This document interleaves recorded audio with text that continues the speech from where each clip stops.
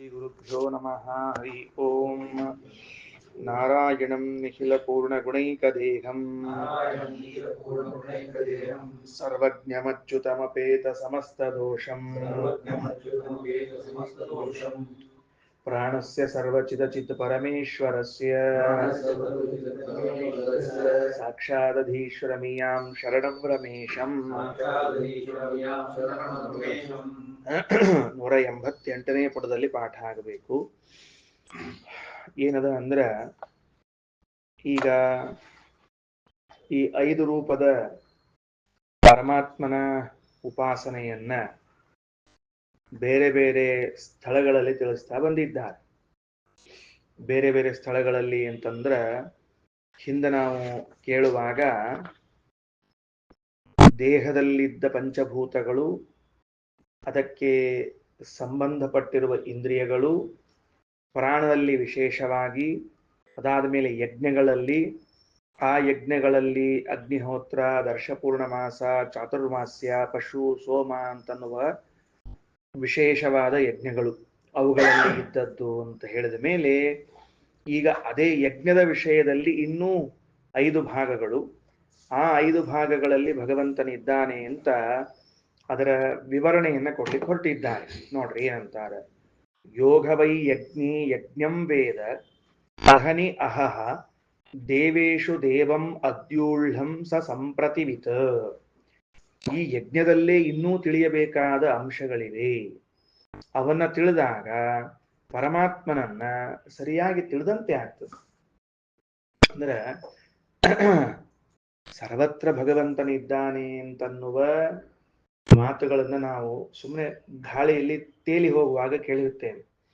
ಈಗ ಯಜ್ಞಕ್ಕೆ ಸಂಬಂಧಪಟ್ಟಂತೆ ಯಜ್ಞದ ಎಲ್ಲಾ ಭಾಗಗಳಲ್ಲೂ ಭಗವಂತನ ಪಂಚಪಂಚ ರೂಪಗಳ ಚಿಂತನೆಯನ್ನು ಮಾಡಿದಾಗ ವಾಸ್ತವ ಅದು ಯಾವುದು ನಾವು ತಿಳಿದದ್ದು. ಭಗವಂತ ಎಲ್ಲ ಕಡೆಗೆ ಇದ್ದಾನೆ ಅಂತ ಏನು ತಿಳಿದಿದ್ದೇವೆ ಅದು ಸತ್ಯ ಅಂತ ಪ್ರತಿಭಾತವಾಗ್ತದೆ. ಅದಕ್ಕಾಗಿ ಹೇಳಿದರು ಯೋಗವೈ ಯಜ್ಞೇ ಯಜ್ಞಂ, ಯಾವನು ಯಜ್ಞದಲ್ಲಿ ಯಜ್ಞನನ್ನು ಅಧ್ಯೂಳ್ಳಂ ಅಧಿರೂಢನಾದವನು, ಅಂದರೆ ಯಜ್ಞದಲ್ಲಿ ಯಜ್ಞನಾಮಕನಾಗಿ ಅಧಿರೂಢನಾಗಿದ್ದಾನೋ ಇದ್ದವನೋ, ವೇದ ತಿಳಿದನೋ. ಅಂದರೆ ಈ ಯಜ್ಞ ಅಂದ್ರೆ ಇದೇನೋ ಒಂದು ಇಟ್ಟಿಗೆ, ಒಂದು ಉಸುಕು, ಒಂದು ಒಂದು ಒಂದು ಕಟ್ಟಿಗೆಗಳು, ಒಂದು ಅಗ್ನಿ ಇಷ್ಟೇ ತಿಳಿಬಾರ್ದು. ಒಟ್ಟಾರೆ ಯಜ್ಞ ಪ್ರಕ್ರಿಯೆ ಅಂತೇನದ, ಯಜ್ಞ ಅನ್ನೋದೇನಿದೆ ಅದರಲ್ಲಿ ಎಲ್ಲದರಲ್ಲೂ ಭಗವಂತನಿದ್ದಾನೆ ಯಜ್ಞನಾಮಕನಾಗಿ ಅಂತ ತಿಳಿಬೇಕು.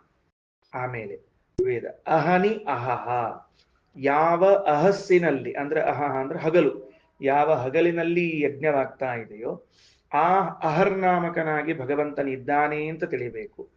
ದೇವೇಶು ದೇವಂ, ಆ ಯಜ್ಞಕ್ಕೆ ಆಹೂತರಾದ ದೇವತೆಗಳಲ್ಲಿ ದೇವನಿದ್ದಾನೆ. 3 ಸ್ಥಳಗಳು, ಯಜ್ಞದಲ್ಲಿ ಯಜ್ಞ ಮಾಡುವ ಹಗಲಿನಲ್ಲಿ ಯಜ್ಞಕ್ಕೆ ಬರುವ ದೇವತೆಗಳಲ್ಲಿ ಭಗವಂತನಿದ್ದಾನೆ ಅಂತ ತಿಳಿಬೇಕು. ಹಾಗೆ ತಿಳಿದಾಗ ಸ ಸಂಪ್ರತಿವಿತ, ಸರಿಯಾದ ತಿಳುವಳಿಕೆ ಉಳ್ಳವನಾಗ್ತಾನೆ. ಇದಿಷ್ಟು ಶ್ರುತಿ ನಮಗೆ ಸರಿಯಾಗಿ ತಿಳುವಳಿಕೆಯನ್ನು ಹೊಂದಲಿಕ್ಕೆ ಆಹ್ವಾನ ಕೊಡ್ತಾ ಇದೆ. ಸರಿ, ಮುಂದೆ ಏಷ ವೈ ಯಜ್ಞೇ ಯಜ್ಞೋ ಅಹನಿ ದೇವೇಶು ದೇವೋ ಅಧ್ಯೂಳ್ಳಂ ಯದೇತನ್ಮಹದುಕ್ಥಂ ತದೇತತ್ ಪಂಚವಿಧಂ. ಇದೇನು ಯಜ್ಞದಲ್ಲಿ ಯಜ್ಞ, ಹಗಲಿನಲ್ಲಿ ದೇವರು, ದೇವತೆಗಳಲ್ಲಿ ದೇವರು, ಇದೇನು ದೊಡ್ಡದಾದ ಉಕ್ತ ಶ್ರೇಷ್ಠ ಪರಿಪೂರ್ಣನಾದ ವ್ಯಕ್ತಿ ಇದ್ದಾನೋ, ಪರಮಾತ್ಮನಿದ್ದಾನೋ, ತದೇತತ್ ಪಂಚವಿಧಂ, ಅವ 5ರಲ್ಲಿ ಇದ್ದಾನ. ಆ ಯಜ್ಞದಲ್ಲೂ 5 ವಿಧದಲ್ಲಿ ಇದ್ದಾನ. ಯಾವುದರಲ್ಲಿ ಅಂತಂದ್ರ ಸ್ತೋಮ, ಸಾಮ, ಛಂದ, ಚಿತಿ, ಶಸ್ತ್ರ. ಬರೆದಿಟ್ಕೊಳ್ರಿ ಯಾವ 5ರಲ್ಲಿ ತದೇತತ್ ಪಂಚವಿಧಂ ಅಂತ ಅನ್ನೋದ್ರಲ್ಲಿ ಅಲ್ಲೇ ಒಂದು ನಂಬರ್ ಹಾಕೊಂಡು ಮೇಲ್ ನೋಟ್ ಮಾಡ್ಕೊಳ್ರಿ. ಹೌದು, ತದೇತತ್ ಪಂಚವಿಧಂ ಅಂತದ. ಈ ಯಜ್ಞದಲ್ಲಿ ಭಗವಂತ ಪಂಚವಿಧನಾಗಿದ್ದಾನೆ ಅಂತ ಅಂದ್ರ ಆ ಯಜ್ಞದಲ್ಲೇನು ಭಗವಂತನಿದ್ದಾನೆ ಅವ ಮಹದುಕ್ತಂ. ಉಕ್ತ ಅಂದ್ರೆ ಶ್ರೇಷ್ಠ, ಮಹತ್ ಉಕ್ತ ಬಹಳ ಶ್ರೇಷ್ಠ ಅಂದ್ರೆ ಸರ್ವೋತ್ತಮ, ಸರ್ವೋತ್ತಮನಾಗಿದ್ದವನಿದ್ದಾನೆ. ಅವನ 5 ರೀತಿಯಾಗಿ ಇದ್ದಾನೆ ಅಂತ. ಯಜ್ಞದಲ್ಲಿ ಸ್ತೋಮ ಅಂತ ಮೊದಲನೆಯದ್ದು, ಸ್ತೋಮ ಅಂತ ಕರೀತಾರೆ. ಸ್ತೋಮದಲ್ಲಿ ಯಾರಿದ್ದಾರೆ ಏನಿದ್ದಾರೆ ನೋಡಂತ ಮುಂದೆ. ಸ್ತೋಮದಲ್ಲಿ ಅದಾದ ಮೇಲೆ ಸಾಮ ಎರಡನೆಯದ್ದು, ಸ್ತೋಮ ಆದ ಮೇಲೆ ಸಾಮ, ಸಾಮದಲ್ಲಿ ಇದ್ದಾನೆ ಭಗವಂತ. ಮೂರನೇದ್ರಲ್ಲಿ ಎಲ್ಲಿದ್ದಾನ ಅಂತ ಕೇಳಿದ್ರೆ ಛಂದಸ್ಸಿನಲ್ಲಿ ಇದ್ದಾನ. ಅದಾದ ಮೇಲೆ ಚಿತಿ, ಚಿತಿ ಅಂದ್ರೆ ಆ ಯಜ್ಞ ಕುಂಡ, ಅದರಲ್ಲಿ ಇದ್ದಾನ. ಅದಾದ ಮೇಲೆ ಶಸ್ತ್ರ ಅಂದ್ರೆ ಆ ಮಧ್ಯಾಹ್ನ ಕಾಲದಲ್ಲಿ ಪ್ರಾತಃ ಕಾಲದಲ್ಲಿ ಯಜ್ಞ ಮಾಡುವಾಗ ಮಧ್ಯದಲ್ಲಿ ಹೇಳುವ ಮಂತ್ರಗಳಲ್ಲಿ ಇರುವಂತಹ ಭಗವಂತ ಶಸ್ತ್ರ ಅಂತ ಕರೀತಾನೆ. ಆ ಮಂತ್ರಗಳಲ್ಲಿ ಇದ್ದಾನ. ಹಿಂಗ 5 ಭಾಗಗಳು: ಸ್ತೋಮ, ಸಾಮ, ಛಂದ, ಚಿತಿ, ಶಸ್ತ್ರ.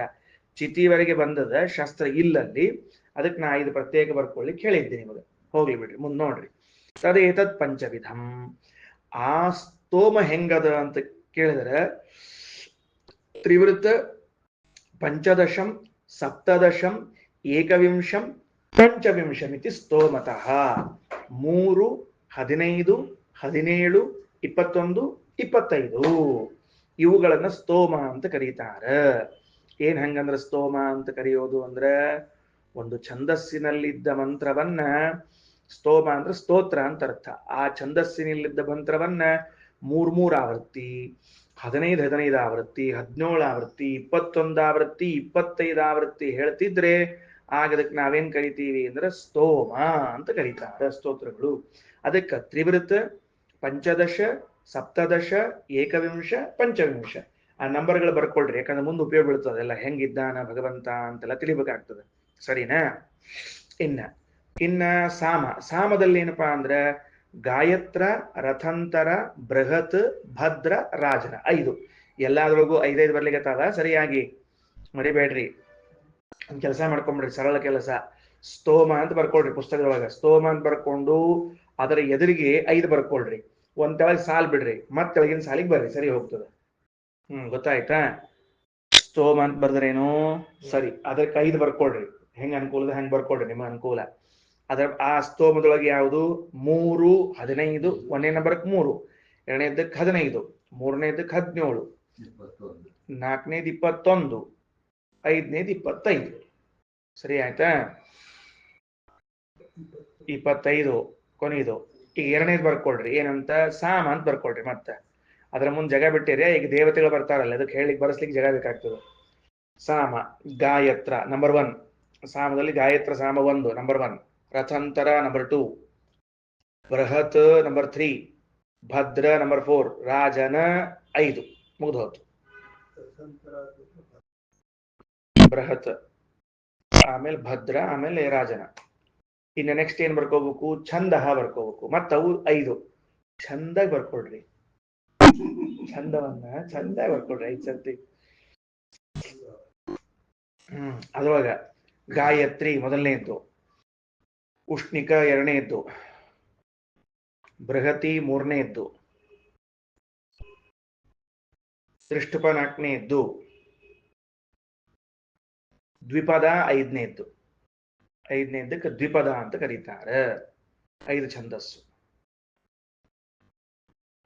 ಆಯ್ತಾ? ಈಗ ಚಿತಿಯಲ್ಲಿ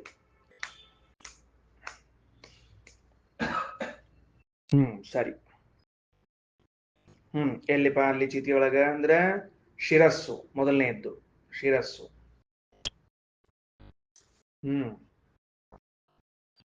ಶಿರಸ್ಸು. ಆಮೇಲೆ ಬಲಭಾಗ, ಬಲಭಾಗ, ಎಡಭಾಗ, ಪಾದ, ಆತ್ಮ 5.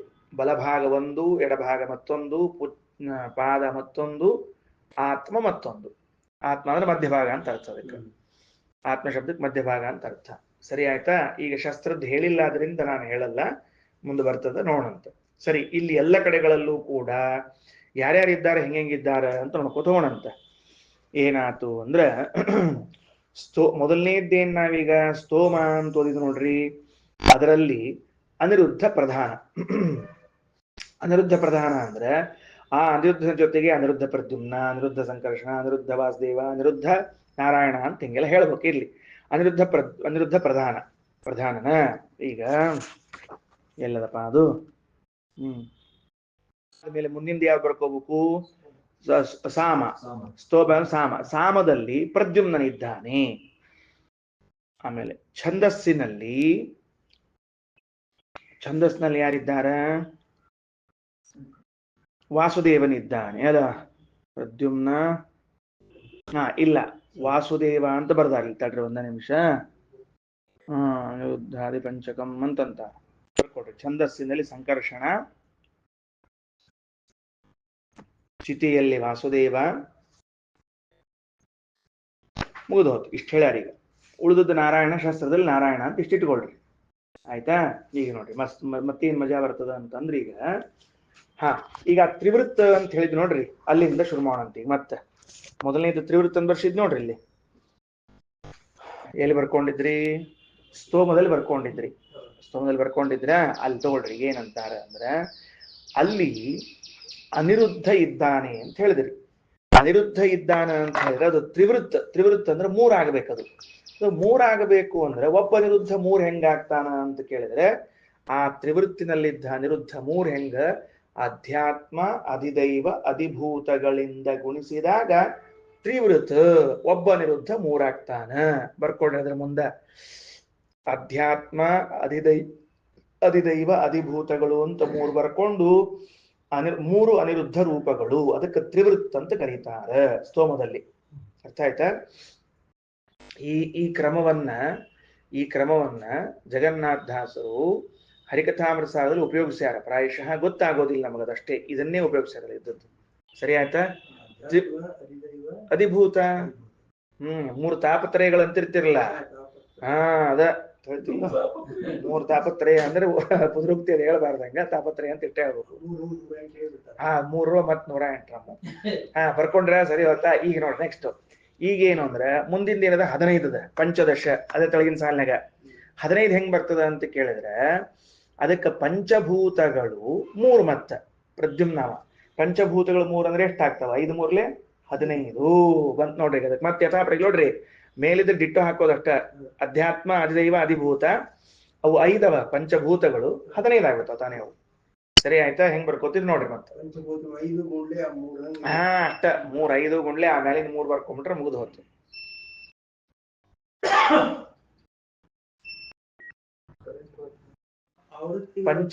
ಪಂಚಭೂತಗಳು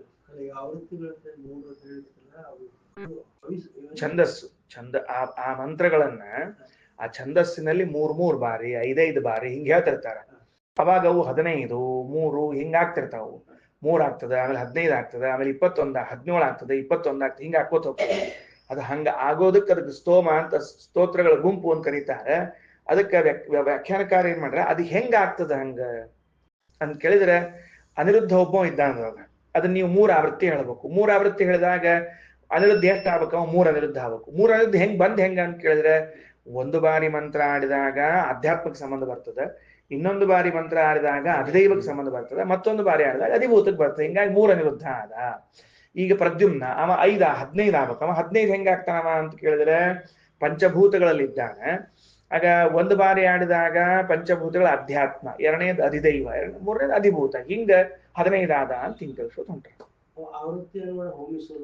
ಹೋಮಿಸೋದು ಅಷ್ಟಂದ ಮೇಲೆ ಹಾಕ್ಬೇಕು ಅವರ ಆವೃತ್ತಿ ಮಾಡಿದ ಮೇಲೆ ಹೋಮ್ ಮಾಡಬೇಕು ಒಟ್ಟು ಮೊದಲೇ ಹೇಳೋಂಗಿಲ್ಲ ಮತ್ತೆ ಗೊತ್ತಾಯ್ತಾ ಓಕೆ ರೈಟ್ ಈಗ ಏನಾಯ್ತು 15 ಆತು ಈಗ ಪಂಚಭೂತಗಳು ಗುಣಿಸು ತ್ರಿವಿಧ 15 ಆತು ಮೇಲೆ ಈಗ 15 ಆತು 15 ಆದ ಮೇಲೆ ಮುಂದಿನ ಹೇಳೋಣಂತ ಈಗ ಮುಂದಿನ ಎಷ್ಟದಪ್ಪ ಅಂತಂದ್ರೆ 17 ಆಗ್ಬೇಕು ಈಗ 17 ಹೆಂಗ ಆಗ್ಬೇಕು ಅಂತ ಕೇಳಿದ್ರೆ ಅದಕ್ಕಂತಾರ ಸಂಕರ್ಷಣ ರೂಪಿಯಾಗಿರುವಂತಹ ಪರಮಾತ್ಮ ಷೋಡಶ ಕಲಾತ್ಮಕವಾದ ಲಿಂಗದೇಹದಲ್ಲಿ ಆ ಲಿಂಗ ಶರೀರದಲ್ಲಿ ಮತ್ತು ಷೋಡಶ ಕಲಾತ್ಮಕವಾದ ಲಿಂಗ ಶರೀರ ತದೀಯ ಷೋಡಶ ಕಲಾಶು ಅವನ 16 ಕಲೆಗಳಲ್ಲಿ ನಿಂತದ್ರಿಂದ 17 ಅಂತ ಕರ್ಸ್ಕೋತಾನ ಷೋಡಶ ಕಲಾತ್ಮಕವಾದ ಶರೀರ ಲಿಂಗ ಶರೀರ ಅದು ಬರ್ಕೊಡ್ರಿ ಷೋಡಶ ಕಲೆಗಳಿಂದ ಕೂಡಿದ ಲಿಂಗ ಶರೀರ ಆ ಕಲೆಗಳಲ್ಲೂ ಶರೀರದಲ್ಲೂ ಇದ್ದಾನ ಓದೋತು ಕಲೆಗಳಲ್ಲಿ ಪ್ರತ್ಯೇಕ ಇದ್ದಾನೆ ಕಲೆಗಳಿಂದ ಕಲೆಯಿಂದ ಕೂಡಿದ್ದು ದೇಹ ಅದರಲ್ಲಿ ಒಂದು 17 ಆಯ್ತು ಹಿಂಗ ಷೋಡಶ ಕಲೆಗಳು ಅಂದ್ರ 16 ಕಲೆಗಳು ಅವುಗಳಲ್ಲಿ ಪ್ರತ್ಯೇಕ ಇದ್ದಾನೆ ಅವುಗಳು ಕೂಡಿ ಆದ ಮೇಲೆ ಒಂದು ಶರೀರ ಅಂತ ಏನ್ ಕರ್ಸ್ಕೋತದ ಅದರಲ್ಲಿ 17ನೇದವನಾಗಿದ್ದಾನೆ ಸಂಕರ್ಷಣ ಮುಂದ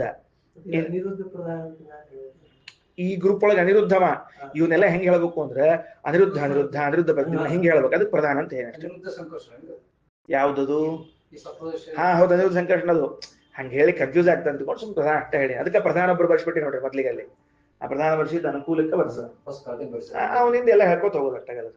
ಹಾ, ನೆಕ್ಸ್ಟ್ ಮುಂದ್ ಬರ್ರಿ. ಈಗ ಏಕವಿಂಶ ಯಾರಪ್ಪ ಅವ? 21.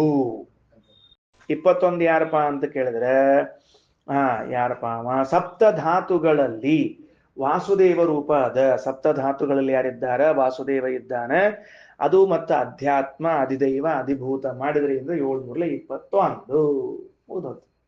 ಸಪ್ತಧಾತುಗಳಲ್ಲಿ ಅಧ್ಯಾತ್ಮದ್ಯೋಳು, ಅಧಿದೈವದ್ಯೋಳು, ಅಧಿಭೂತದ್ಯೋಳು. ಎಷ್ಟಾತಪ್ಪ? 21 ಆತ. ಚಲ ನಡಿ. 25 ಆತ. 21 ಆತ. 25 ಬರ್ಲಿ. 25 ಏನಾಗ್ಬೇಕು ಅಂತ ಕೇಳಿದ್ರೆ ಇದ್ರೊಳಗಿದ್ದವ ಯಾರಪ್ಪ ಅವ? ನಾರಾಯಣ. ನಾರಾಯಣ ಏನಾಗ್ಬೇಕು ಅಂತ ಕೇಳಿದ್ರೆ ಕೊನೆಯದದು 25ನೇದ್ದು. ನೋಡ್ರಿ 25 ಆಗ್ಬೇಕಲ್ಲ. ಮನಸ್ಸು, ಬುದ್ಧಿ, ಅಹಂಕಾರ, ಚಿತ್ತ ಎಷ್ಟಾದವು? ಮನಸ್ಸು, ಬುದ್ಧಿ, ಅಹಂಕಾರ, ಚಿತ್ತ 4. ಸತ್ವಾದಿ ಗುಣಗಳು 3 7, ಪ್ರಕೃತಿ 1 8. ಬರ್ಕೊಡ್ರಿ, ಅದು ಬರ್ಕೊಡ್ರಿ. ಈಗ ಮನಸ್ಸು, ಬುದ್ಧಿ, ಅಹಂಕಾರ, ಚಿತ್ತ 4 ಆದವು. ಸತ್ವ, ರಜಸ್ಸು, ತಮಸ್ಸು ಗುಣ 3 7 ಆದವು. ಪ್ರಕೃತಿ 8 ಆತು.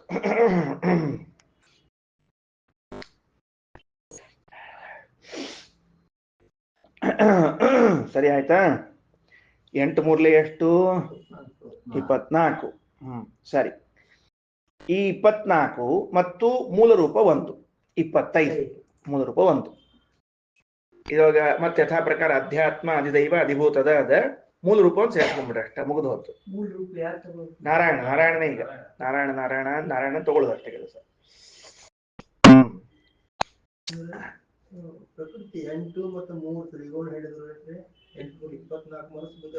ಅದೇ 8 ಆಯ್ತಲ್ಲ. ಮತ್ತೆ 8 3 24 ಆಯ್ತು. ಮೂಲ ರೂಪ 25 ಆಯ್ತಲ್ಲ ಮತ್ತೆ. ಸರಿ ಹೇಳಿದ್ರು. ಆಯ್ತು. ಸರಿನಾ? ಇದು ಸ್ತೋಮದ ಕಥೆ ಆಯಿತು. ಸ್ತೋಮದಲ್ಲಿ ತ್ರಿವೃತ್ ಸ್ತೋಮ, ಪಂಚದಶ, ಸಪ್ತದಶ, ಏಕವಿಂಶ, ಪಂಚವಿಂಶ, ನವಸ್ತೋಮ. ಇದರಲ್ಲಿ ಹಿಂಗ ಅಧ್ಯಾತ್ಮ ಭೇದದಿಂದ ಹಿಂಗಿದ್ದಾನ ಅಂತ ಮುಗಿಸಿದ್ರು. ಅದಾದ ಮೇಲೆ ಸಾಮದಲ್ಲಿ ಗಾಯತ್ರ, ರಥಂತರ, ಬೃಹತ್, ಭದ್ರ, ರಾಜನ ಅಂತದಲ್ಲ ಅವ್ರ ಹೆಸರು ಹೇಳ್ಬಿಡ್ತೀನಿ. ಗಾಯತ್ರದಲ್ಲಿ ಅನಿರುದ್ಧ ಬರ್ಕೊಂಡ್ಬಿಡ್ರಿ, ಸರಳ ಹೋಗ್ತಿರ್ಲಿ ಮುಂದೆ. ಗಾಯತ್ರದಲ್ಲಿ ಅನಿರುದ್ಧ. ಆಮೇಲೆ ರಥಂತರದಲ್ಲಿ ಪ್ರದ್ಯುಮ್ನ, ಬೃಹತ್ತಿನಲ್ಲಿ ಸಂಕರ್ಷಣ, ಭದ್ರದಲ್ಲಿ ವಾಸುದೇವ, ರಾಜನದಲ್ಲಿ ನಾರಾಯಣ. ಅವು ರೂಪಗಳ ನೆನಪಿಟ್ಕೊಂಡ್ಬಿಟ್ರೆ ಉದ್ದಕ್ಕೆ ಬರ್ಕೋತ ಹೋಗ್ಬಿಡ್ರಿ. ಅಷ್ಟ ಮುಗಿದು ಹೋತು. ಅವ ಯಾಕೆ ಗಾಯತ್ರಿ ಪ್ರತಿಪಾದ್ಯನಾಗ್ಯಾನ ಅಂತ ಕೇಳಿದ್ರೆ ಅದಕ್ಕೆ ಬಹಳ ಚಂದ ಬರ್ದಾರ್ರಿ ವ್ಯಾಖ್ಯಾನಕಾರರು. ಈಗ ಅನಿರುದ್ಧನನ್ನ ನೀವು ಗಾಯತ್ರಿ ಛಂದಸ್ಸಿಗೆ ಪ್ರತಿಪಾದ್ಯ ಅಂತ ಹೇಳ್ತಿದ್ದೀರಿ. ಹೆಂಗ್ ಸಂಬಂಧ ಅಂದ್ರೆ ಗಾಯತಾಂ ತ್ರಾಯಕತ್ವಾತ್ ಗಾಯತ್ರ ನಾಮಕಂ ಅನಿರುದ್ಧಾಖ್ಯಂ ರೂಪಂ. ಯಾರು ಆ ಗಾಯತ್ರಿ ಮಂತ್ರವನ್ನ ಹೇಳುತ್ತಾರೋ, ಗಾನ ಮಾಡ್ತಾರೋ ಅವರಿಗೆ ತ್ರಾಯಕ, ರಕ್ಷಣಾ ಮಾಡ್ತಾನಾದ್ರಿಂದ ಗಾಯತ್ರಿ. ಈ ರಥಂತರ ಅಂತ ಹೆಂಗ್ ಕರಿತೀರಿ ಪ್ರದ್ಯುಮ್ನಗ ಅಂದ್ರೆ ರಥಾರೂಢನಾದ್ರಿಂದ ಪ್ರದ್ಯುಮ್ನ ರಥಂತರ. ಆಮೇಲೆ ಮುಂದೆ ಸಂಕರ್ಷಣ, ಬೃಹದ್ ರೂಪ ಉಳ್ಳವನಾದ್ರಿಂದ ಬೃಹತ್. ವಾಸುದೇವ ಭದ್ರ ಅಂತ ಕರ್ಸ್ಕೋತಾನೆ. ಯಾಕ ಅಂದ್ರ ಮೋಕ್ಷ ಪ್ರದತ್ವಾತ್, ಭದ್ರವಾದ ಮೋಕ್ಷವನ್ನು ಕೊಡ್ತಾನಾದ್ರಿಂದ ಅವ. ನಾರಾಯಣ ಏನ್ ಮಾಡ್ತಾನ ಅಂದ್ರ ಮುಕ್ತರಿಗೆ ಸಂತೋಷವನ್ನುಂಟು ಮಾಡ್ತಾನ, ಅದರಿಂದ ರಾಜನ ಅಂತ ನಾರಾಯಣಗೆ ರೂಪ ಕರೀತಾರ. ಅದಕ್ಕೆ ಆಚಾರ್ಯರು ತೈತರೇಯ ಭಾಷೆದಲ್ಲಿ ಹೇಳೋ ಕಾಲಕ್ಕ ಏನಂದಾರ ಅಂತಂದ್ರ ದಾತೃತ್ವ ತತ್ತದಾಖ್ಯೋಸೌ, ಯಾವ್ದ್ಯಾವ್ದನ್ನ ಕೊಡ್ತಾನೋ ಆಯಾ ಹೆಸರಿನಿಂದ ಕರ್ಸ್ಕೋತಾನ ಅಂತಿದ್ರಿಂದ, ಮತ್ತ ಭದ್ರರೂಪವಾದ ಮೋಕ್ಷವನ್ನು ಕೊಡ್ತಾನಾದ್ರಿಂದ ವಾಸುದೇವನಿಗೆ ಭದ್ರ ಅಂತ ಕರೀರಿ. ಸರಿನಾ? ಇನ್ನು ನೆಕ್ಸ್ಟ್ ಇನ್ನೇನ್ ಬೇಕಾಗಿದೆ ಈಗ? ಛಂದಸ್ಸು ಗಾಯತ್ರಿಯಲ್ಲಿ ಮತ್ತೆ ಯಥಾ ಪ್ರಕಾರ ಅನಿರುದ್ಧ. ಇವ ಯಾವ ಅನಿರುದ್ಧಿಮ? ಸಂಕರ್ಷಣ ಅನಿರುದ್ಧಿಮ, ಮರಿಬೇಡ್ರಿ. ಸಂಕರ್ಷಣ ಅನಿರುದ್ಧ. ಸಂಕರ್ಷಣ ಅನಿರುದ್ಧ ನೋಡ್ರಿ ಏನಾತು ಅಂತಂದ್ರೆ, ಇನ್ನ ಗಾಯತ್ರಿಯಲ್ಲಿ ಸಂಕರ್ಷಣ ಅನಿರುದ್ಧ, ಉಷ್ಣಿಕ್ನಲ್ಲಿ ಸಂಕರ್ಷಣ ಪ್ರದ್ಯುಮ್ನ, ಬೃಹತಿಯಲ್ಲಿ ಸಂಕರ್ಷಣ, ತ್ರಿಷ್ಟುಪ್ನಲ್ಲಿ ಸಂಕರ್ಷಣ ವಾಸುದೇವ, ದ್ವಿಪದೆಯಲ್ಲಿ ಸಂಕರ್ಷಣ ನಾರಾಯಣ. ಇದು ಗೊತ್ತಾಗ್ತದೆ ನಿಮಗದು. ಸರಳ ರೂಪಗಳವೆಲ್ಲ ಹೋಗ್ಬಿಡೋ ಅಷ್ಟೇ ಕೆಲಸ. ಇನ್ನು ಮುಂದೆ ಚಿತಿ ಅಂದ್ರೆ ಆ ಶೇನಾಕಾರವಾದ ಯಜ್ಞಕುಂಡ. ಅದರಲ್ಲಿ ಶಿರಸ್ಸಿನಲ್ಲಿ ಯಾರಿದ್ದಾರೆ ಅಂದ್ರೆ ಈ ವಾಸುದೇವ ಈಗವ ವಾಸುದೇವ ಅನಿರುದ್ಧ, ವಾಸುದೇವ ಅನಿರುದ್ಧ ಶಿರಸ್ಸಿನಲ್ಲಿ ಇದ್ದಾನೆ, ಸರಿನಾ? ಇನ್ನು ದಕ್ಷಿಣ ಪಕ್ಷದಲ್ಲಿ ವಾಸುದೇವ ಪ್ರದ್ಯುಮ್ನ, ಉತ್ತರ ಪಕ್ಷದಲ್ಲಿ ವಾಸುದೇವ ಸಂಕರ್ಷಣ, ಉಚ್ಛದಲ್ಲಿ ವಾಸುದೇವ ಮಧ್ಯದಲ್ಲಿ ವಾಸುದೇವ ನಾರಾಯಣ. ಇಷ್ಟಿಟ್ಕೊಂಡ್ಬಿಡ್ರಿ, ಮುಗಿದು ಹೊತ್ತು.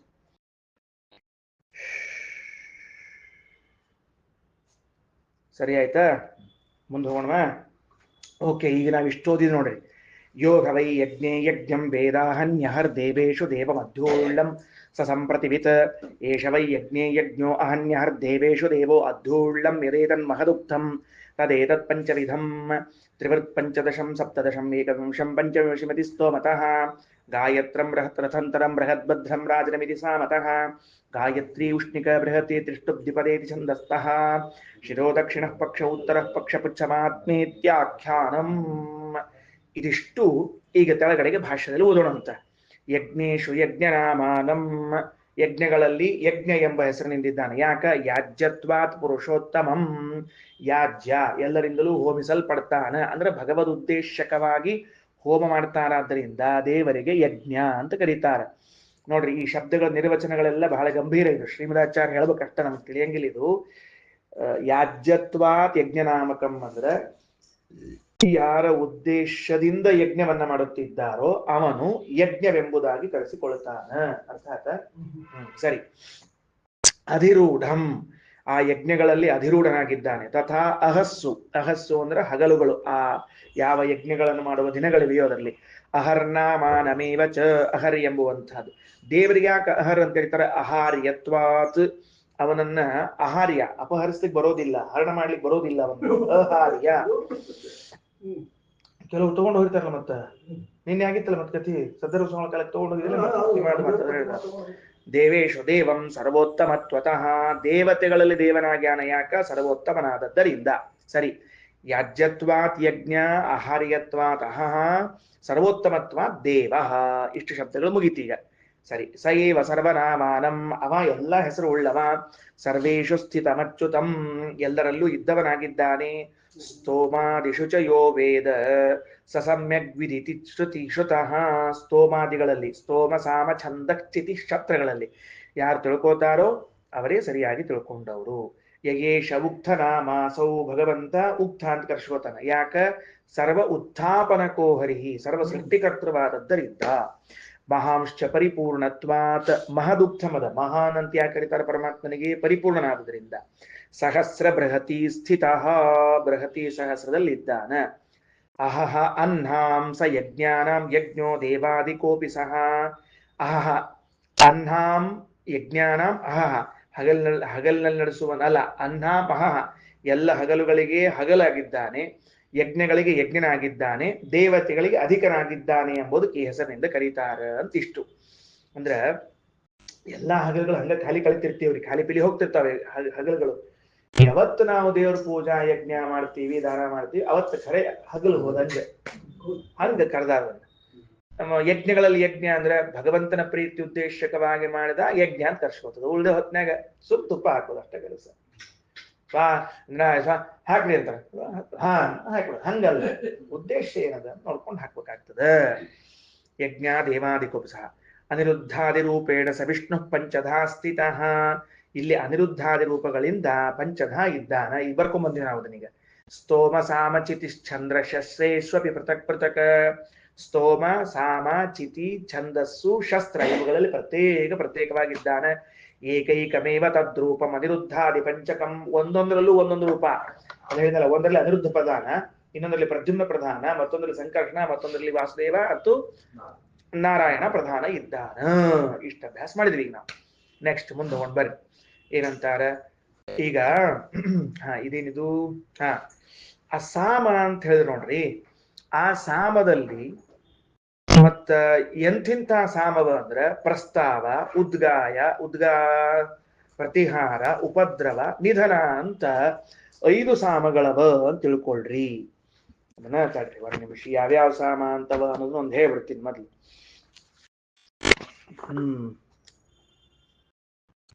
ಅವು ಪ್ರಸ್ತಾವ ಒಂದು ಸಾಮ, ಉದ್ಗೀತ, ಪ್ರತಿಹಾರ, ಉಪದ್ರವ, ನಿಧನ 5 ಸಾಮ ಬರ್ಕೊಂಡು ಇಟ್ಕೊಂಡ್ಬಿಡ್ರಿ ಯಾವ್ಯಾವು ಅಂತ ತಿಳ್ಕೊಂಡು. ಪ್ರಸ್ತಾವ ನಂಬರ್ 1, ಉದ್ಗೀತ ನಂಬರ್ 2, ಇದು ಪ್ರತಿಹಾರ, ನಿಧನ ಬರ್ಕೊಂಡ್ರೇನು. 4ನೇದು ಉಪದ್ರವ, ಸಾಮದ ಹೆಸರು ಉಪದ್ರವ. ಎಷ್ಟು ಉಪದ್ರವ ಕೊಡ್ಲಿಕ್ಕೆ ಇಲ್ಲಿಂದ ಅಂತ ಕೆಲವರು ಮಾತ್ರ ಗೊತ್ತಿರ್ತಾರೆ. 5ನೇದು ನಿಧನ, 5 ಸಾಮ. ಇಲ್ಲೂ ಎಲ್ಲ 5 ರೂಪಗಳೇ ಮತ್ತೆ ಯಥಾ ಪ್ರಕಾರ. ಅದು ಉಪನಿಷತ್ ಹೇಳ್ತದೆ ಈಗ, ಸರಿನಾ. ಏನಂತಾರ, ಪಂಚಕೃತ್ವ ಪ್ರಸ್ತೌತಿ ಮಂತ್ರ ನೋಡ್ರಿ, ಮಂತ್ರ ನೋಡ್ರಿ ಪೇಜ್ ಒಳಗ 188 ಕೆಳಗ ಉಪನಿಷತ್ತು. ಪಂಚಕೃತ್ವ ಪ್ರಸ್ತೌತಿ, ಋತ್ವಿಜ ಆ ಪ್ರಸ್ತಾವ ಸಾಮವನ್ನ 5 ಸಲ ಹಾಡ್ತಾನ. ಪಂಚಕೃತ್ವ ಪ್ರಸ್ತೌತಿ, ಉದ್ಗೀತವನ್ನ ಪಂಚಕೃತ್ವ ಉದ್ಗಾಯತಿ 5 ಸರ್ತಿ, ಮತ್ತೆ ಪಂಚಕೃತ್ವ ಪ್ರತಿಹರತಿ, ಪ್ರತಿಹಾರನು 5 ಸರ್ತಿ. ಆಮೇಲೆ ಪಂಚಕೃತ್ವ ಉಪದ್ರವತಿ, ಉಪದ್ರವ ಸಾಮವನ್ನು 5 ಸರ್ತಿ. ನರಸಿಂಹದೇವರಿದ್ದಾರೆ ಉಪದ್ರವ ಸಾಮದ, ನರಸಿಂಹದೇವರಿಗೆ ಉಪದ್ರವ ಅಂತ ಹೆಸರದ, ಬಹಳ ರಹಸ್ಯ ನಾಮ ಅದು ನರಸಿಂಹದೇವರದು. ನರಸಿಂಹದೇವರಿಗೆ ಉಪದ್ರವ ಅಂತ ಹೆಸರದ, ಗೊತ್ತಾಯ್ತಾ. ನಮಗ್ ಉಪದ್ರವ ಬಹಳ ಆಗ್ತದ ಅಂತ ತಿಳ್ಕೊಂಡಿರ್ತೀವಿ, ಎಲ್ಲಾರ್ಕಿಂತ ಉಪದ್ರವ ಅವಂದದ ದೊಡ್ಡ ಉಪದ್ರವ, ಪುಣ್ಯಾತ್ಮ ಉಪದ್ರವ. ಆಮೇಲೆ ಪಂಚಕೃತ್ವ ನಿಧನ, 5ನೇದ್ದು ನಿಧನ ಅಂತ, ಅದನ್ನು 5 ಸರ್ತಿ. 5 ಆದ ನೋಡ್ರಿ ಬರೋಬ್ಬರಿ, ಸರಿ ಹೋಯ್ತೇನ್ರಿ. ನಿಧನ ಅಲ್ಲಲ್ಲ, ಅದು ಸಾಮದ ಹೆಸರದು, ನಿಧನ ಸಾಮ ಅಂತ. ಈ ವಿಷಯದ ನಾನು ನೀವು ಹೇಳಿದ್ರಿ, ಮಳೆ ಒಳಗ ಮಿಂಚಿನೊಳಗ ಬರ್ತದ, ಅದು ಚಂದೋಗಿದ ಬರ್ತದ, ಇಲ್ಲಿದಲ್ಲ ಚಂದೋಗಿದ ಅಂತ ಹೇಳಿದ್ನ, ಬರ್ತದ ಅಲ್ಲೇ ಬರ್ತದ. ಮುಂದೆ ಹೋಗೋಣ ಬಿಡೋಣ. 5 ಸಲ ಎಲ್ಲಾ ಸಾಮ ಹಾಡಿದಪ್ಪ, ಯಾಕೆ ಹಾಡಿದಿ ಅಂತ ಪ್ರಶ್ನೆ ನಮ್ದು. ಅಂದ್ರೆ ಎಲ್ಲಾದ್ರಲ್ಲೂ 5 ರೂಪವನ್ನು ತಿಳಿಸ್ಬೇಕಾಗ್ಯದ, ಸರಿ ಹೋತಾ. ಕೆಳಗೆ ನೋಡ್ರಿ ಭಾಷ್ಯ, ಒಂದೇ ವಾಕ್ಯ. ಪ್ರಸ್ತಾವಾದಿಷ್ವಪಿ ವಿಭು ಪಂಚದೈವ ವ್ಯವಸ್ಥಿತ. ಪ್ರಸ್ತಾವಾದಿಗಳಲ್ಲೂ ಕೂಡ ಏನಾಗ್ಯಾನ, 5 ರೂಪದಿಂದ ಇದ್ದಾನ ಪರಮಾತ್ಮ. ಮತ್ತೆ ಯಥಾ ಪ್ರಕಾರ ಅನಿರುದ್ಧ ಮೊದಲನೇದಕ್ಕ, ಸರಿನಾ, ಗೊತ್ತಾತಲ್ಲ ಈಗ ನಿಮ್ಗ. ಅನಿರುದ್ಧ ಆದ್ಮೇಲೆ ಪ್ರದ್ಯುಮ್ನ, ಹಿಂಗ್ ಬರ್ಕೋತ ಹೋಗ್ಬಿಡ್ರಷ್ಟ. ಪ್ರಸ್ತಾವಕ್ಕ ಅನಿರುದ್ಧ, ಉದ್ಗೀತಕ್ಕ ಪ್ರದ್ಯುಮ್ನ, ಪ್ರತಿಹಾರಕ್ಕೆ ಸಂಕರ್ಷಣ, ಉಪದ್ರವಕ್ಕೆ ವಾಸುದೇವ, ಆಮೇಲೆ ನಿಧನಕ್ಕೆ ಸಂಕರ್ಷಣ, ಇದು ಸಾರಿ ನಾರಾಯಣ. ತತ್ಸ್ತೋಭ ಸಹಸ್ರಂ ಭವತಿ. ಈ ಬೃಹತಿ ಸಹಸ್ರ ಅಲ್ಲಿ ಆಮೇಲೆ ಏನಾಗ್ಯದಂದ್ರ ಈ ಭಾಳ ಚಂದ ನೋಡ್ರಿ, ಭಾಳ ಚಂದ ಮಹತ್ವದ್ದು. ತತ್ ಸ್ತೋಭ ಸಹಸ್ರಂ ಭವತಿ ಅಂತ ಒಂದು ಮಾತು ಹೇಳಿದ್ರಿ ಈಗ ಅವ್ರು. ಏನ್ ಹಿಂಗಂದ್ರ ಅಂದ್ರೆ ಇದು ಎಲ್ಲದಕ್ಕೂ ಒಂದೊಂದು ಹೇಳಿದ್ನಲ್ಲ.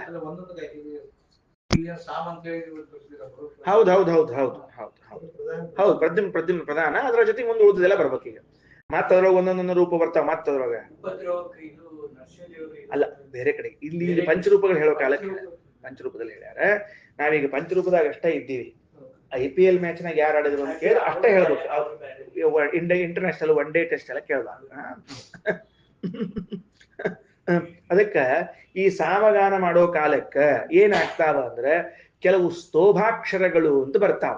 ಸ್ತೋಭಾಕ್ಷರಗಳು ಅಂತ ಹೆಂಗಿರ್ತಾವ, ಆ ಊ ಆ ಇವೆಲ್ಲ ಸ್ತೋಭಾಕ್ಷರಗಳು ಅಂತ ಕರೀತಾರ.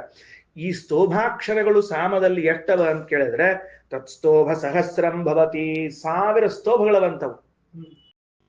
ನೀವು ಒಮ್ಮೆ ಮತ್ತ ಅವರು ಸಾಮಗಾನ ಮಾಡೋರನ್ನ ಕೇಳ್ಬೇಕ್ರಿ. ಅವ್ರು ಒಂದ್ಸಲ ಅನ್ಲಿಕ್ಕೆ ಶುರು ಮಾಡಿದ್ರಂದ್ರೆ ಹಾವು ಹಾವು ಹಾವು ಓ ಮತ್ ಬರ್ತಾರಲ್ಲಿ. ಅವು ಎಷ್ಟು ಸರ್ತಿ 1000 ಸ್ತೋಭಾಕ್ಷರಗಳವ ಅಂತ ಗೊತ್ತಾಯ್ತಾ. ಅದಕ್ಕೆ ಹೇಳಿದರು ಸ್ತೋಭಾಕ್ಷರ ನೆನಪಿಟ್ಟುಕೊಳ್ಳಿ. ತತ್ ಸ್ತೋಭ ಸಹಸ್ರಂ ಭವತಿ. ಅದಾದ ಮೇಲೆ ಮುಂದೆ ಏವಂ ಹೇತಾ ಪಂಚವಿಧಾ ಅನುಶಂಸ್ಯಂತೆ ಯತ್ ಪ್ರಾಕ್ ತ್ರಿಚಾಶೀತಿಭ್ಯ ಸೈಕಾವಿಧ ತಿಸ್ರಶ್ಚಾತಿಸ್ರಯು ಯದುರ್ಧ್ವಂ ಸಾ ಪಂಚಮಿ. ಇದೇ ರೀತಿಯಾಗಿ ಬೃಹತಿ ಸಹಸ್ರದಲ್ಲೂ 5 ಭಾಗವ, ಅದನ್ನು ಬರೆಸ್ಬಿಟ್ಟೆ ನಾನು. ಬೃಹತಿ ಸಹಸ್ರದಲ್ಲಿ 140 ಮಂತ್ರ, ಮೊದಲು 240 240 240, ಆಮೇಲೆ ಕೊನೆಗೆ 140, ಅದನ್ನೇ ಇಲ್ಲಿ ಬಂದದ, ಮುಗಿದೋತು. ಏವಂ ಹೇತಾಹ, ಇದೇ ರೀತಿಯಾಗಿ ಇವುಗಳು ಪಂಚವಿಧಾಹ 5 ರೀತಿ ಅನುಶಂತಿ. ಹೆಂಗ, ಯತ್ ಪ್ರಾಕ್ ತ್ರಿಚಾಶೀತಿಭ್ಯ 80 ಗುಣಿಸು 3, ಅದೇ 80 ಗುಣಿಸು 3, ಅದರಿಂದ ಮೊದಲಿಗೆ ಅಷ್ಟವ. ಅದಾದ್ಮೇಲೆ ತಿಸ್ರಶ್ಚ ತ್ರಿಚಾಶೀತಯ 240 3ಅವ, ಯದೂರ್ಧ್ವಂ ಸಾ ಕೊನೆಗೆ 140 ಮಂತ್ರಗಳು ಅಂತ ಹಿಂಗ ವ್ಯವಸ್ಥೆ ಮಾಡ್ಯಾರ. ಸರಿ, ಇದು ಬಂದದ ಈಗಾಗಲೇ ನಿಮ್ಗೆ ಹೇಳಿದ್ದದ. ಹಂಗ ಹೇಳೋಂಗಿಲ್ಲ. 140 240 240 240 140 ಹಿಂಗ ಹೇಳ್ಬೇಕು. ಹಂಗ ಹೇಳ್ಬೇಕು ಅದನ್ನ.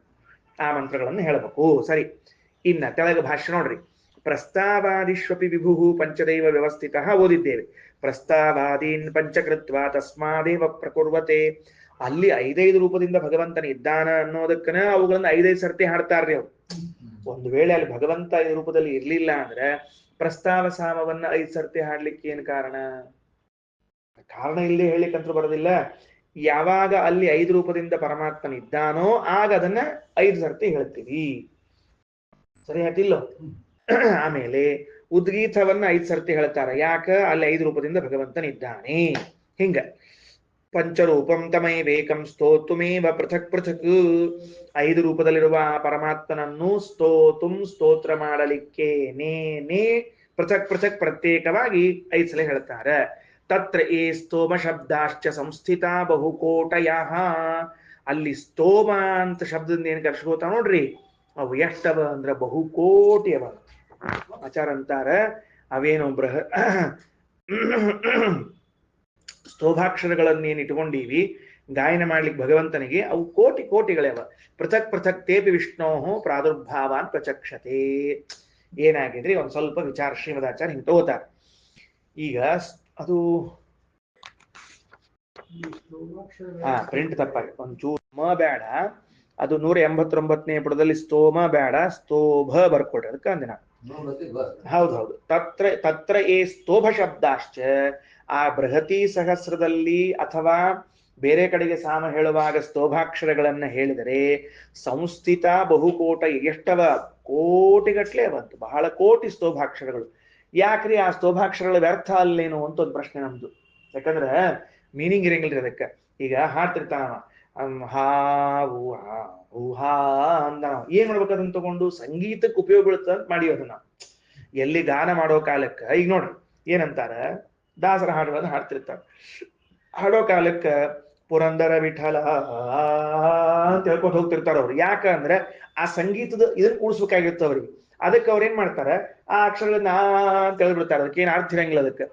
ಇಲ್ಲಿಯೂ ಸಹಿತ ಸ್ತೋಭಾಕ್ಷರಗಳಿಗೆ ಅರ್ಥವಿಲ್ವೇನು ಅಂತ ಕೇಳಿದ್ರೆ ಶ್ರೀಮದಾಚಾರ್ಯ ಅಂತಾರ, ವೇದದಲ್ಲಿ ವೈದಿಕ ಗ್ರಂಥಗಳಲ್ಲಿ ಎಂದೂ ವ್ಯರ್ಥಾಕ್ಷರಗಳು ಅಂತ ಇರೋದೇ ಇಲ್ಲ. ಅದಕ್ಕೇನದ ಪೃಥಕ್ ಪೃಥಕ್ ತೇಪಿ, ಆ ಸ್ತೋಭ ಅಕ್ಷರಗಳೂ ಕೂಡ ವಿಷ್ಣೋಹೋ ಪ್ರಾದುರ್ಭಾವಾನ್, ಭಗವಂತನ ಅವತಾರಗಳನ್ನು ಹೇಳುತ್ತವೆ. ಪ್ರಾದುರ್ಭಾವನ್ ಅಂದ್ರೆ ಅವತಾರ, ಬರೆದಿಟ್ಕೊಳ್ರಿ. ಭಗವಂತನ ಅವತಾರಗಳನ್ನು ಹೇಳ್ತದ. ಅಂದ್ರೆ ಎಷ್ಟು ಸ್ತೋಭಾಕ್ಷರಗಳವನೋ ಆ ಒಂದೊಂದು ಸ್ತೋಭಾಕ್ಷರಗಳೂ ಕೂಡ ಏನ್ ಹೇಳ್ತದೆ, ಒಂದು ಭಗವದ್ ರೂಪ, ಒಂದು ಭಗವದ್ ರೂಪ, ಒಂದು ಭಗವದ್ ರೂಪ ಹೇಳ್ಕೊತ ಹೋಗ್ತದೆ. ಹಿಂಗಾಗಿ ಎಂದೂ ಅಕ್ಷರಗಳು ವ್ಯರ್ಥ ಅಂತ ತಿಳಿಬಾರದು. ಅರ್ಥಾತ್ ಮೂಲದಲ್ಲಿ 1000 ಅಂತಿದ್ದಕ್ಕೆ ಆಚಾರ್ಯರು ಕೋಟಿ ಅಂತ ಅರ್ಥ ಮಾಡ್ಯಾರ. ಅದಕ್ಕೆ ಸಾವಿರಾರು ಅಂತ ಅರ್ಥ ಮಾಡಿಬಿಟ್ರು ಅವರು. ಅಲ್ಲಿಂದ ತತ್ ಸ್ತೋಭ ಸಹಸ್ರಂ ಭವತಿ, ಒಂದು 1000 ಸ್ತೋಭ ಇರ್ತಾವ. ಶ್ರೀಮದಾಚಾರ್ಯರು 1000 ಅಲ್ರು, ಸಾವಿರಾರು ಅಂತ ಮಾಡ್ಕೊಳ್ರು. ಓಕೆ, ಸಾವಿರಾರು ಮಾಡ್ಕೊಂಡು ಏನ್ ಮಾಡ್ಬೇಕು ಆಚಾರ ಅಂತ ಕೇಳಿ ಅಷ್ಟು ಭಗವದ್ ರೂಪಗಳನ್ನು ಹೇಳ್ತಾವ್ರು ತಿಳ್ಕೊಳ್ರಿ ಅಂದ್ರೆ. ಉಪನಿಷತ್ತಿನಲ್ಲಿ 1000 ಸ್ತೋಭಾಕ್ಷರಗಳು ಅಂತದ. ಅದಕ್ಕೆ ಶ್ರೀಮದಾಚಾರ್ಯರು ಸಾವಿರಾರು ಅಂದ್ರು. ಸಾವಿರಾರು ಅಂದ್ರೆ ಕೋಟಿನೂ ಆಗ್ತದೆ, ಏನು ಸಮಸ್ಯೆ ಇಲ್ಲ. ಆ ಸ್ತೋಭಾಕ್ಷರಗಳಿಂದ ಭಗವಂತ ಪ್ರತಿಪಾದ್ಯನಾಗಿದ್ದಾನೆ. ಭಗವಂತನ ಅವತಾರಗಳನ್ನು ಹೇಳ್ತಾರ. ಅಷ್ಟು ಒಂದೊಂದು ಭಗವದ್ ರೂಪಗಳನ್ನು ಹೇಳ್ಕೊತ ಹೋಗ್ತದೆ. ಹೀಗೆ ಮುಂದೆ ನೋಡ್ರಿ, ಅವು ಬಹುಕೋಟಿ ಅಂತ ಇಷ್ಟ ಅಂದಾರ, ಎಷ್ಟು ಅಂತ ಗೊತ್ತಿಲ್ಲ. ಈಗ ತದೇತತ್ ಸಹಸ್ರಂ ಮತ್ ಮುಂದೆ ಹೋಗ್ತೀಗ ಕಾರ್ಯಕ್ರಮ. ಸಹಸ್ರಂ ಇದೇನದಲ್ಲ, ಇದು ತದೇತತ್ ಸಹಸ್ರಂ ತತ್ಸರ್ವಂ ತಾನಿ ದಶ ಅಂತ ಮುಂದಿನ ಉಪನಿಷತ್ತು. ಅದ್ ಹೆಂಗ್ ಬರ್ದಾರ, 3 ಭಾಗ ಮಾಡ್ಯಾರ. ತದೇತತ್ ಸಹಸ್ರಂ ತತ್ಸರ್ವಂ ತಾನಿ ದಶ ಅಂತ ಹಿಂಗದ. ಆಕ್ಚುಲಿ ಏನಾಗ್ಬೇಕದು, ಒಂದ್ ನಿಮಿಷ ತೆಳಗ ತಾನಿ ದಶ ಅಷ್ಟೇ ಇರ್ಬೇಕು. ಈ ತತ್ಸರ್ವಂ ಅನ್ನೋದು ತೆಳಗಿನ ಪ್ರಿಂಟ್ ಆಗಿ ನೋಡ್ರಿ ಉಪನಿಷತ್ತು, ಅದ ಮ್ಯಾಲ ಬರ್ಬೇಕದು. ಅರ್ಥ ಆಯ್ತಾ? ಅದೇ ಸಾರ ತತ್ಸರ್ವಂ ಇದ್ರ ಬಾಜುಕ್ ಬರ್ಬೇಕಷ್ಟೇ. ಅದು ತದೇತತ್ ಸಹಸ್ರಂ ಬಾಜುಕ ತತ್ಸರ್ವಂ ಬರ್ಬೇಕಷ್ಟೇ. ಓಕೆ, ತತ್ಸರ್ವಂ ತದೇತತ್ ಸರ್ವಂ ಅಲ್ಲ, ಮೇಲಿದೆ ತದೇತತ್ ಸಹಸ್ರಂ, ಅದು ತತ್ಸರ್ವಂ ಬರ್ಬೇಕು, ಅದು ಕೆಲಸ ಅಷ್ಟೇ. Okay, right. ಮುಂದ ಬರ್ಕೋ ನಿಶ್ಚಿತ. ನಾ ಅದಕ್ಕೆ ಪುಸ್ತಕ ನೋಡೇ ಹೇಳಿದೆ. ಮತ್ತೆ ತತ್ಸರ್ವಂ ತಾನಿ ದಶ ಅಷ್ಟ ಅಲ್ಲಿ. ಆಯ್ತಾ? ಮುಂದೆ ನೋಡ್ರಿ, ತತ್ಸರ್ವಂ ತಾನಿ ದಶ ಅಂತ ಮುಂದದ. ಅದ್ ಆಮೇಲೆ ನೋಡಂತ ಅದಷ್ಟೇ, ಸುಮ್ಮನೆ ಅಂಡರ್ಲೈನ್ ಮಾಡಿಟ್ಟಿರೋಣ ಅಂತಷ್ಟೇ. ಸರಿ, ಏನಂತ ವಿಷಯ ಹೇಳಿಕ್ ಹೊರಟದ ಅಂದ್ರೆ, ಈ ಸ್ತೋಭ ಸಹಸ್ರ ಪ್ರತಿಪಾದ್ಯವಾದ ಭಗವದ್ ರೂಪಗಳು ಅಂತ ಹೇಳಿ, ಸ್ತೋಭಗಳು ಎಷ್ಟವ ಅಂದ್ರೆ ಬಹಳವ ಅಂತ ಹೇಳಿದ್ರಿ. ಪ್ರತಿಪಾದ್ಯ ಭಗವದ್ ರೂಪಗಳು ಅಂದ್ರೆ ಎಷ್ಟು ಅಂತ ಕೇಳಿದ್ರೆ ಅನಂತ. ಮುಗಿಸ್ಬಿಟ್ರು ಕೆಲಸ. ತದೇ ತತ್ ಸಹಸ್ರಂ ತತ್ ಸರ್ವಂ ಕೆಳಗೆ ಒಂದೇ ವಾಕ್ಯ. ಅನಂತ ರೂಪೋ ಹಿ ಹರಿಹಿ ಶಬ್ದೋಪೇಶ ಹ್ಯನಂತದ. ಅನಂತ ರೂಪನಾದ ಭಗವಂತ, ಈ ಶಬ್ದವೂ ಕೂಡ ಅನಂತ ವಿಧವಾಗಿದೆ. ಸ್ತೋಭಾಕ್ಷರಗಳು, ಒಟ್ಟಾರೆ ಅಕ್ಷರಗಳು ಅನಂತ ವಿಧವಾಗಿದೆ. ಅನಂತ ಭಗವದ್ ರೂಪಗಳನ್ನು ಹೇಳಲಿಕ್ಕೆ ಹೊರಟಿದ್ದಾರೆ. ಸರಿ, ಶ್ರೀಕೃಷ್ಣ ಅರ್ಪಣಮಸ್ತು.